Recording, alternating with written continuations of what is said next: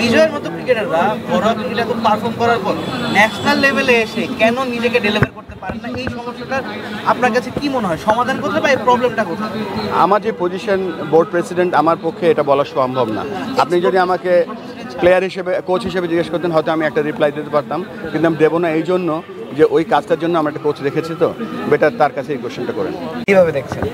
না, আমি 30শে মের পেছনে ফিরে যাব না। আমরা একটা স্ট্যান্ডার্ড সেট করতে চাই এখন থেকে, আসুক পরবর্তীতে। We are not permanent here, তো এমন একটা স্ট্যান্ডার্ড সেট করতে চাই যেটা দিয়ে আমরা ক্রিকেট এবং ক্রিকেটারদের উন্নয়ন করতে পারি। জেলা পর্যায়ে হয়তো টিভিতে অনেক ক্রিকেটারই খেলা দেখেছেন, বাংলাদেশের ঘরোয়া বা ন্যাশনাল টিম। বিজয়কে আপনি দেখেছেন, বিজয়ের মতো ক্রিকেটাররা ঘরোয়া ক্রিকেটে খুব পারফর্ম করার পর ন্যাশনাল লেভেলে এসে কেন নিজেকে ডেলিভার করতে পারেন না, এই সমস্যাটার আপনার কাছে কি মনে হয়, সমাধান কোথায় বা এই প্রবলেমটা কোথায়?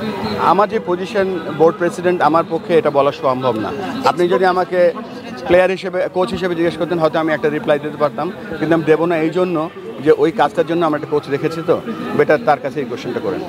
জেলা পর্যায়ে আসলে প্রান্তিক পর্যায়ে প্রশ্নের কথা, জেলা উপজেলা পর্যায়ে আবার কবে ডিসি কার্যক্রম নেবে? এটাই আমাদের এই কাজটা করার জন্যই আমরা এত কিছু করছি। আমরা এই টেস্ট ক্রিকেটের যে 25 বছরের পূর্তি, এটা আমরা এই সুযোগটা আমরা ব্যবহার করে একেবারে উপজেলা লেভেলে, একেবারে জেলা লেভেলে কীভাবে কাজ করা যায় সেই চেষ্টা করছি। আর একটু ক্লারিফিকেশন দেই আপনাদের। দেখেন, আমাদের 64টা জেলায় 64টা কোচ আছে। তো কোচরা কী অবস্থায় আছে, কারণ তারাই হচ্ছে আমাদের এয়ার অ্যান্ড আইজ। তো তারা মিরপুরে বসে তো সব দেখা সম্ভব না। তো আমরা কোচদেরকে ডেভেলপমেন্ট করছি, কোচের কারেন্ট স্ট্যাটাস দেখছি, কোচকে আমরা বড় করার চেষ্টা করব যাতে সেই কোচটা উপজেলায় গিয়ে কাজ করতে পারে।